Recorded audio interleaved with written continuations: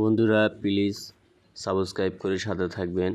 আর যারা already subscribe করেছেন তাদেরকে অনেক অনেক ধন্যবাদ। তো বন্ধুরা একটি লাইক দিলে খুশি হব। আর যদি আপনি কমেন্টে জানান যে ভিডিওটি কেমন হয়েছে তাহলে আরও খুশি হব।